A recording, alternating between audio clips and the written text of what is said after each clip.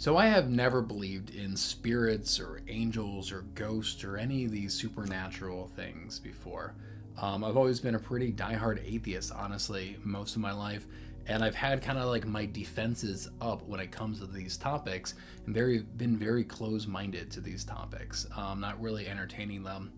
And that was until a few months ago. I started kind of lowering my defenses a little bit, being a little bit more open-minded to these concepts. And now I'm having full blown conversations with my spirit guide, which sounds crazy. And I'm getting some really profound and deep insights from my spirit guide and guidance and direction, and what I would describe as like a download of information, which is pretty wild to me, and kind of hard for me to even believe at times. And now there's a lot of talk about like how to actually communicate with your spirit guides. What a lot of people talk about is, you'll see repeating numbers, or you'll see rainbows or Elvis signs, and this is how they kind of communicate with you. I can't speak to anything about that. I don't know anything about that. That's not how I communicate with mine. That's not, what I'm talking about here. I have no experience with that. What I have discovered to be the most effective way is actually a meditation technique that I learned 20 years ago that wasn't even for this specific purpose. I've kind of repurposed this meditation technique that I learned. And the technique that I learned was from an organization called the Rosicrucians. And they're an organization of mystics, and they try to spread information and kind of train people up on how to unlock their mystical abilities. Are from the 1700s. They've been around for a long time. My grandfather is actually a member of them. And when I was 20 years old, I joined the Rosicrucians. And at that time, you'd get these little pamphlets that they would mail to you with mystical lessons in them. And one of the first meditations that they teach you is called the celestial sanctum. And I learned this meditation 20 some years ago, and I've still done it on and off my entire life. And it wasn't until the last few months I started repurposing this exact meditation in order to try to communicate with my spirit guide. And I've just had some wild experiences, which I'll talk about in this video. So let me just kind of dive in real quick to how to actually do this specific meditation that I'm talking about. I think it's actually fairly simple. So the first thing is, you want to sit there with your eyes closed, or lay down with your eyes closed, and you want to visualize you sitting there, and then visualize your astral body kind of lifting up out of your physical body and lifting up above your head and into the ceiling and above your roof, and you're floating above your house, and you're ascending higher and higher, further and further away from your physical body, and now you're above your city, and now you're above your state and your country, and you're floating further and further away. And now the earth is just going further and further and further away, ascending away from you until it's just a little dot in this vast cosmos of other dots. And now you're just alone, floating in the emptiness, and you just see the entire galaxy in front of you. You can feel the light from those stars on you. And in the distance, you see a light that's coming towards you, and it's getting bigger and bigger and bigger. And as it gets bigger, you start making it out that it is actually a building of some sort. And this is your celestial sanctum that is coming towards you, or you are going towards it, really. And your sanctum can be anything that you want. It can be a log cabin in the woods. It can be a tree in a field, middle of nowhere. It can be your grandmother's house. I've always envisioned it as like an old Irish church with like these big wooden doors and stone steps going up to it, and stained glass windows on the inside. It's not a huge church, kind of like a good medium-sized church. And even though I've always been an atheist, I've just always visualized it as a church. I just think like there's a lot of spiritual energy in those churches. People go there with the intention of having these spiritual experiences. Some people do. And so in this meditation, I see this church coming closer and closer and closer, and I'm coming closer to it, and it's now in front of me, a great big church. And you see my feet kind of stepping down onto those stone steps, and I start walking up the steps. And as I'm walking up, I can feel the texture of the stones on my feet, and I can see a white light around the doors that's kind of gleaming out the cracks of it. And I walk up to the door and I can feel the energy vibrating off of this door, and I grab hold of the handlebars and I open it up. I just feel myself getting bathed in this white light from inside this church. And I walk into the church and I start walking towards the front of it. And I can feel the texture on my feet. I can hear the echoes of my steps. I run my hands along these wooden pews in the rows, and I can see the colored light coming in from the stained glass windows. And for me, I always see the Rosicrucian cross at the very front of the church. And the Rosicrucian symbol is like a golden cross with a rose in the side. And the cross represents your physical body, and then the rose represents your soul that's evolving and emerging from your incarnations here. And I always really love that symbol. And in this meditation, I walk to the front of the church, and then I sit down in the front row of the pew typically. Now here's what's interesting. I remember doing this meditation 20 years ago, and I remember seeing like a golden light at the front of this church. I had always see this big golden sphere just emanating light from it. And I can remember that from 2 decades ago, and I never really knew what it was. I never thought much about it. And just recently, I kind of recognized like, oh, is that a spirit? Is that my spirit guide? Can I actually communicate with this thing?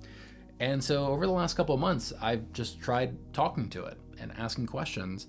And so I'll go to the front of this church, I'll sit down, and I'll look at this sphere of golden energy and start asking questions, and I'm getting responses. It is communicating back to me. Now, I remember the first time I tried this, I couldn't remember what questions to ask it, and I'd ask it 2 questions, and then I'd just come out of the meditation. I'd fall out. And slowly over the last couple of months of me doing this, I've been able to stay in this space longer and longer and longer, have longer conversations with this spirit guide. And now oftentimes what happens is I go there, and this sphere of energy actually sits down on the bench next to me, and I sit there and I have a full-blown conversation with this spirit guide. And I've had some pretty interesting and pretty wild experiences with this, because I'm pretty pragmatic, and I'm always kind of concerned, is this just my imagination, or is this really another entity? And it has surprised me with its answers and its responses to me multiple times. And I feel like when I get surprised by these answers, that is evidence to me that it is not just my imagination. I'll give you a couple examples. One time I was ascending to my sanctum, and I look over and I realize my son is with me. He's holding my hand, and he's floating in space as well. I'm like, oh, okay, I'll roll with that. And we go into the church, and we walk to the front, and my son's doing his thing, playing around. And I'm talking, I look at the sphere of energy, and I ask it, can you heal him? And as I say those words, this energy, the spirit guide, talks over me and says, you can heal him.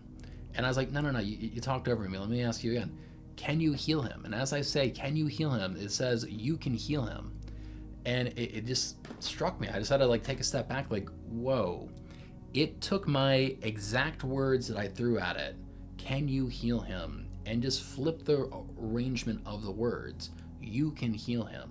And it gives it a completely different meaning altogether. And that was just such a huge, insight that, here I am asking it to help my son, and it's telling, no, you can do it. And so that was one of these things that really surprised me. And then in this session, after that, I actually picked up my son, and we both walked into this sphere of energy, and I could physically feel this energy flowing through my body. Another time I was sitting down, I think I was sitting down, and sometimes the spirit guide, it does have arms or legs, or sometimes I'll see a face, a feminine woman's face in there. And I remember thinking man, I've been coming here so often. Like, when is this spirit guide going to show me, what it really looks like? And then I stopped and realized, like, oh, wait a second. Maybe this is what it really looks like. It doesn't, why does it need to have a physical human body? And oh, wait a second, maybe that's what I actually look like. And I had this realization, and then just like that, in this session, I turned into a golden sphere of energy, just radiating light. And so it's just me and this other energy field just in this church in the middle of the cosmos. And ever since then, every now and then when I go, sometimes I am just a big sphere of energy. I don't even have a physical body. Sometimes I'm a sphere of energy, but I do have arms and legs in there somewhere as well. You can kind of make out. So I'm kind of both a physical body and a like an energy body. One time I was there and I was just a sphere of energy, and it's a sphere of energy, and I went up to give it a hug, and like our two spheres just kind of merged into one big sphere of energy. So just some like really wild, experiences from this. But like I kind of like took that lesson from that like that probably is much more accurate to what we actually are than, this physical body. We are this big radiating, sphere of energy, maybe just in another plane or another dimension. We're just manifesting on this plane with this physical body. So I thought that was super, interesting, and it surprises me. I recently had something in my life that it didn't go how I wanted it to go, and I was kind of frustrated with that, and I was kind of not very happy. And I did this meditation, and I went and I talked to my spirit guide about this, and I told my spirit guide, I don't understand. And immediately my spirit guide responded, the understanding will come. And again, I thought that was such a profound insight.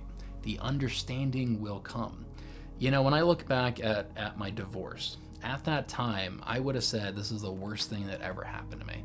And I was miserable and sad and just really upset over my divorce. Fast forward a couple years, I understand that was one of the best things that ever happened to me. And I am eternally grateful for that divorce. I wish it would happen years earlier, right? The understanding will come. When I got our diagnosis for, my son's disabilities, like I was very upset with that. And it made me depressed and had all kinds of negative emotions. I interpreted that as a bad thing.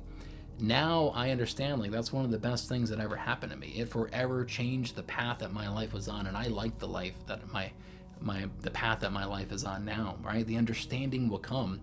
And I think that it's really a message about not judging things as good or bad in the moment. What appears bad now may turn out to be amazing or great in the future. And I've kind of taken that lesson away just from this little conversation I had with the spirit guide, that I got all of that out of those 4 words, right? The understanding will come. And it did make me feel so much better about this situation that didn't go how I wanted it to go. I see that, well, it just set me on a different path, and who knows where this path is going to take me, maybe to an amazing outcome that is far better than the one that I originally wanted. So I get really interesting insights like that. And that same conversation I had with my spirit guide, I then asked it, so now what? What's the next steps for me? What should I be doing?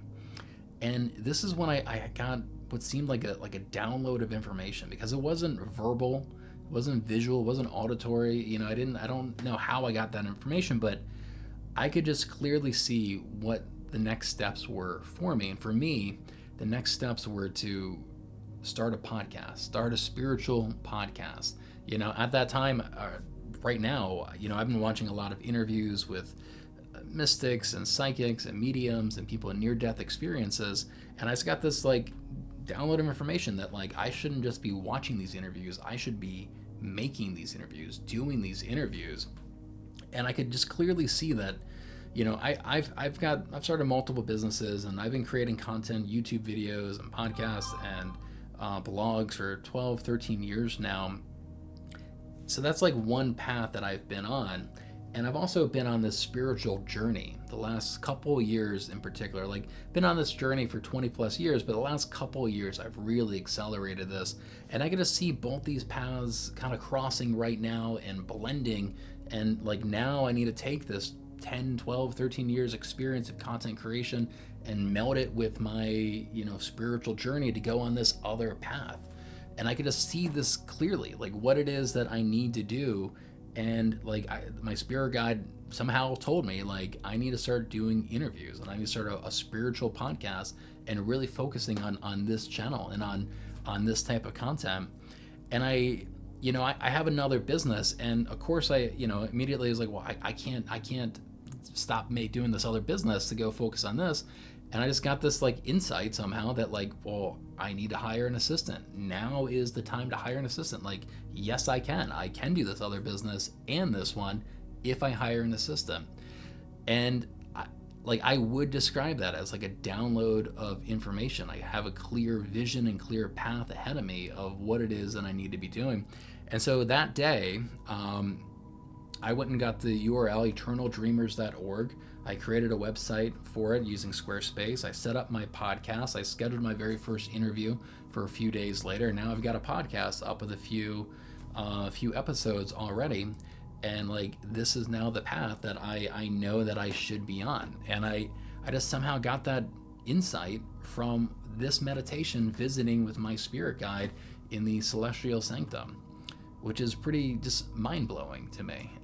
But yeah, like I feel like I'm in the right place at the right time, and I feel like there is some truth to all this stuff, I'll tell you another thing that I do is sometimes I go there and I don't actually have any questions to ask. I don't really know. Things are going good. I've actually been doing this meditation almost daily. And so I'll go there and I'll sit, and I feel like I can feel like energy just being in this church in my mind. But most of the time I walk up and I give my spirit guide a great big hug, like the last handful of sessions. And when I'm hugging the spirit guide, I can feel this energy flowing through me. And sometimes I'll ask it, like, can you cleanse my third eye, or can you infuse me with your loving energy? And sometimes I'll visualize it placing its hands on me. One time I asked it to infuse me with this energy, and I saw it placing its hands on me, and then I saw these other hands, golden hands, coming out of nowhere on me and just infusing me with energy, and I swear I can feel it in my body. And sometimes I just walk into it. I just walk into the sphere of energy, and I can just feel this energy just infusing me. So I see it almost like as a cosmic Reiki session, right? You go to a Reiki session, somebody else is putting their energy into you. In this case, you're asking your spirit guide to put its energy into me and just infuse me with its energy, cleanse me of any impurities. Yeah, and I can feel it. It's been a wild experience. But that's it. That is my spirit guide meditation that I've discovered or rediscovered and modified, and that is how I've been having these really wild insights and experiences with this golden sphere of energy inside this church in the middle of the cosmos.